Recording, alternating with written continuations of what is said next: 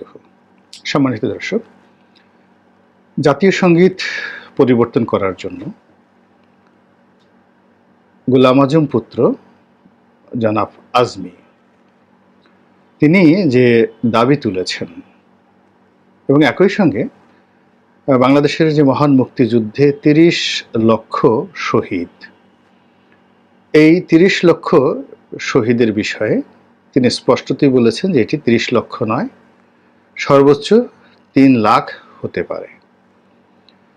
তো এই দুটো বিষয় নিয়েই বিতর্ক হচ্ছে। তার মধ্যে সবচেয়ে বেশি বিতর্ক হচ্ছে জাতীয় সঙ্গীত নিয়ে। এই জাতীয় সঙ্গীত নিয়ে জনাব আজমি, ব্রিগেডিয়ার আমান আবদুল্লাহিল আজমি, যিনি আয়নাগরে বন্দী ছিলেন, তিনি বের হয়ে যে সংবাদ সম্মেলন করেছেন, এটি মূলত জামাতের যারা তৃণমূল নেতাকর্মী তাদের মধ্যে দারুণ সাড়া পড়েছে।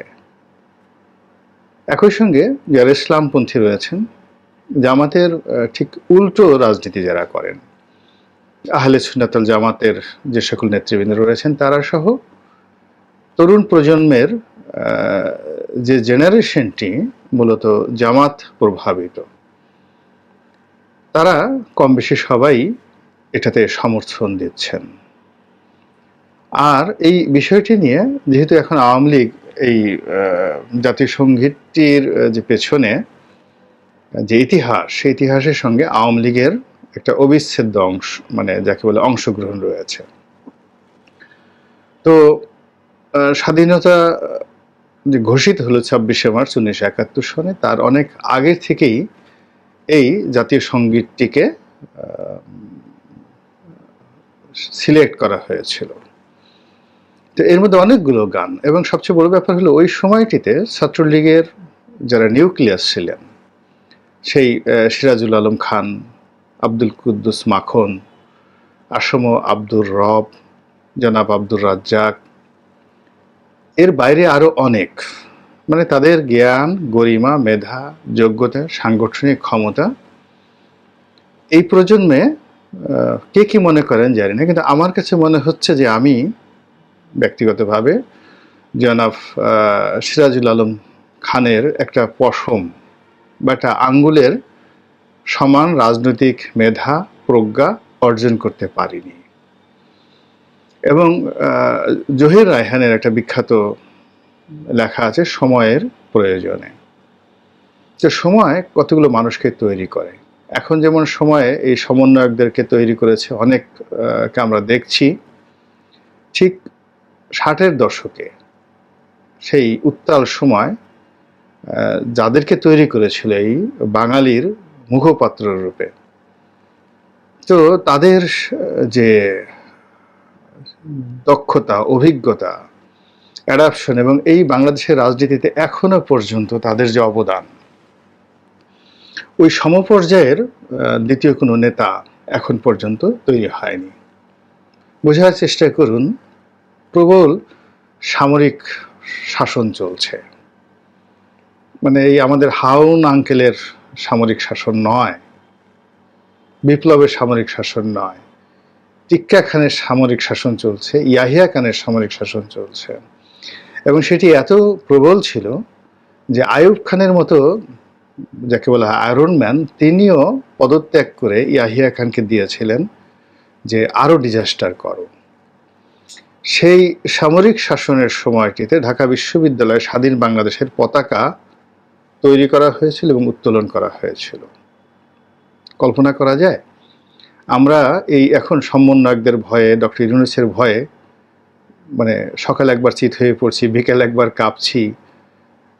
যে টেলিভিশনগুলো, যে মিডিয়াগুলো এই কয়দিন আগে, ৫ থেকে একদিন আগ পর্যন্ত শেখ হাসিনার ভয়ে কম্পমান, তাদের কাঁপাকাঁপির পরিমাণ এই বর্তমান জমানাতে এসে আরও দ্বিগুণ হয়ে গেছে। তো এই কাঁপাকাঁপির যে বাঙালির সংস্কৃতি, সেই সংস্কৃতি কি ৭১ সনে ছিল না?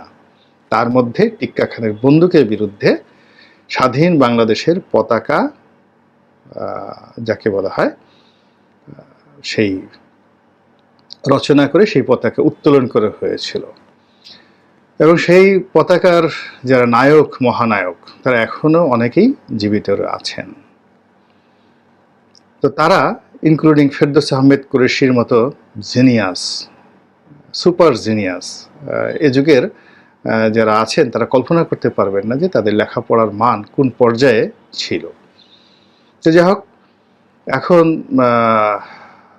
এই তারা সিদ্ধান্ত নিলেন রবীন্দ্রনাথের এই গানটি, আমার সোনার বাংলা আমি তোমায় ভালোবাসি। যারা বলছেন যে এই গানটির সঙ্গে বাঙালির কৃষ্টি এবং কালচারের কোনো মিল নেই, এটি চুরি করা, গগনহর করার একটি গানের যাকে বলা হয় নকল, আরো অনেক কিছু।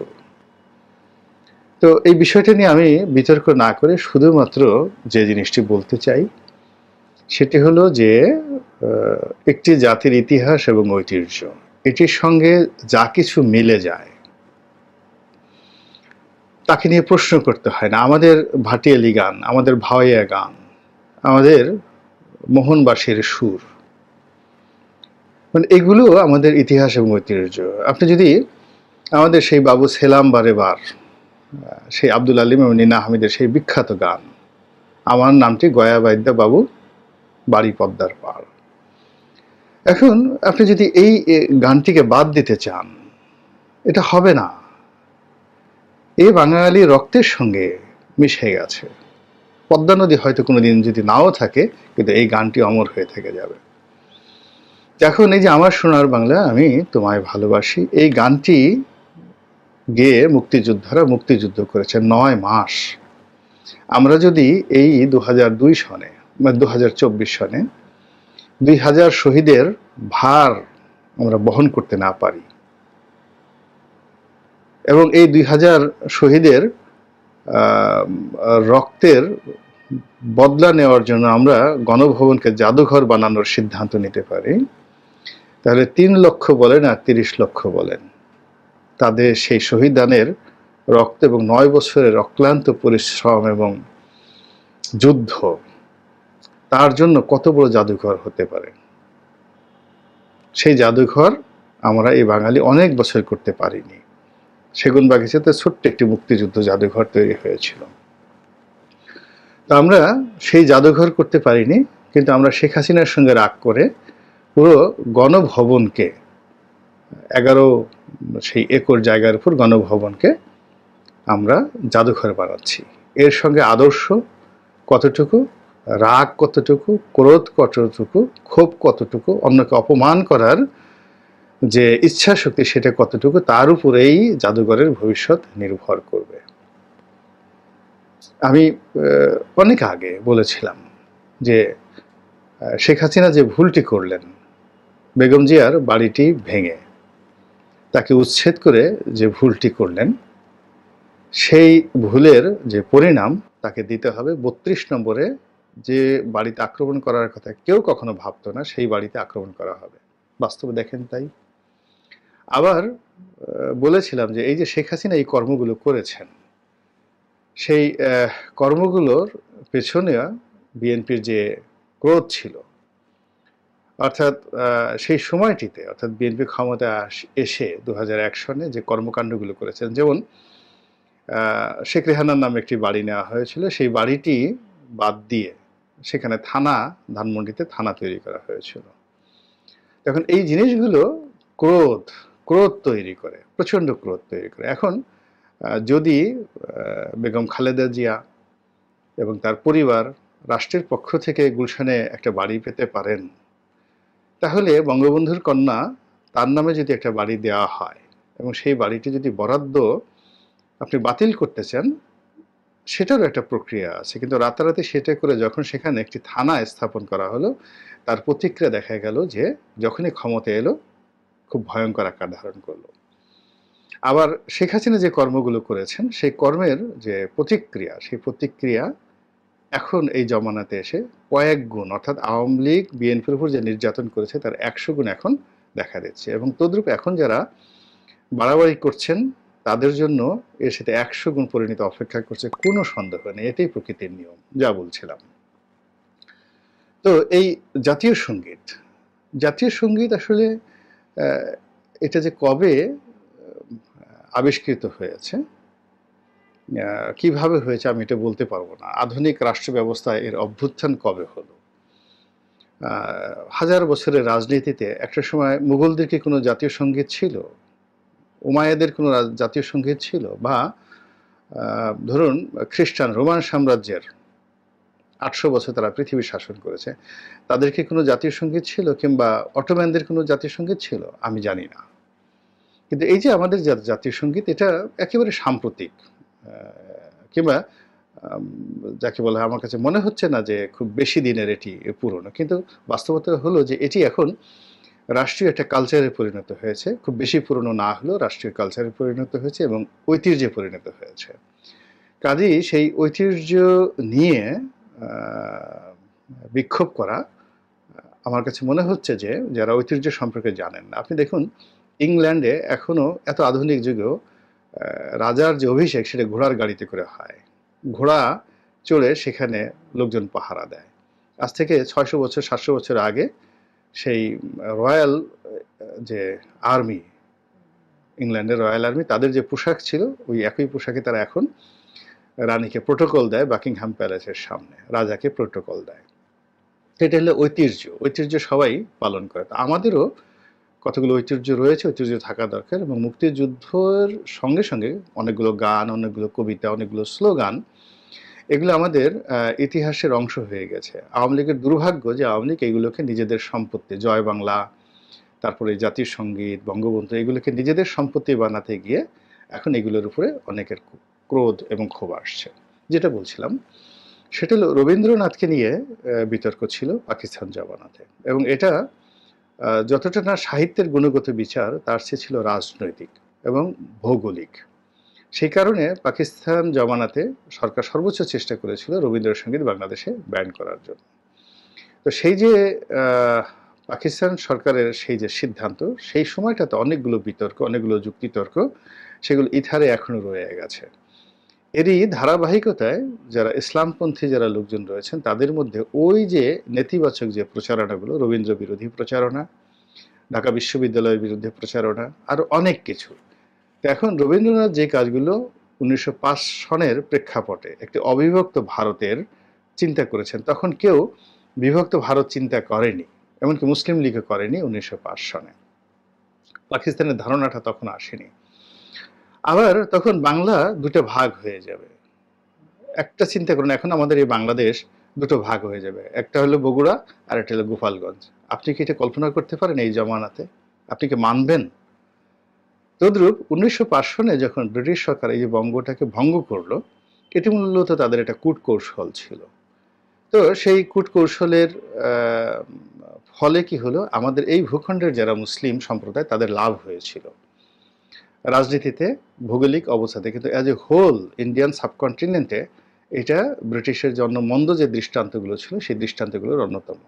ফলে এখানে কলকাতা কেন্দ্রিক যে বুদ্ধিজীবী, রাজনীতিবিদ, তারা সবাই এটার বিরোধিতা করেছিলেন ওই সময়টিতে। তো যা হোক, সেটি নিয়ে আমাদের এই অঞ্চলের মুসলমানদের মধ্যে যে নেতিবাচক প্রতিক্রিয়া রয়েছে, সেই প্রতিক্রিয়ারই ধারাবাহিকতায় এই জাতীয় সঙ্গীত নিয়ে আমাদের কিন্তু সেই প্রথম থেকে ইসলামপন্থীরা বিরোধিতা করে আসছিল। আমি মনে করি যে যারা জাতিসংগীতের পক্ষে কথা বলতে চান,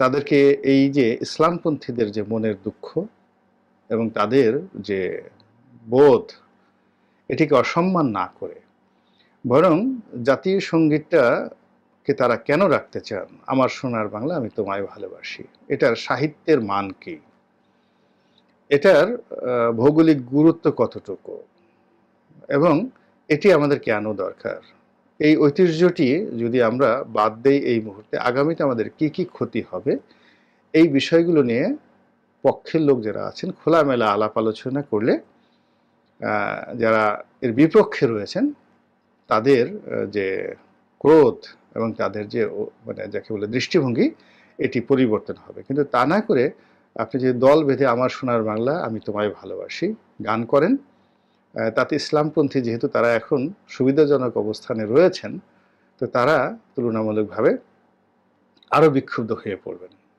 এবং এতে আমাদের যে জাতীয় সংস্কৃতি, জাতীয় ইতিহাস এবং ঐতিহ্য, এগুলোর অনেক কিছু ধীরে ধীরে ধীরে ধীরে এগুলো আমাদের জীবন থেকে উঠে যাবে। অনেকে পতাকা পরিবর্তনের কথা বলছেন। এখন সেই পতাকা পরিবর্তনের একবার একটু চিন্তা করুন তো। আবার অনেকে ঠাট্টা করে বলছেন যে তাহলে বাংলাদেশের নামটাই পরিবর্তন করে দেওয়া হোক, কেননা বাংলাদেশ নামটি তো বঙ্গবন্ধু শেখ মুজিবুর রহমান দিয়েছেন। তো এই বিতর্কগুলো এই মুহূর্তে অপ্রয়োজনীয়, এবং এই বিতর্কগুলো আমাদের জাতিকে বিভক্ত করে ফেলবে।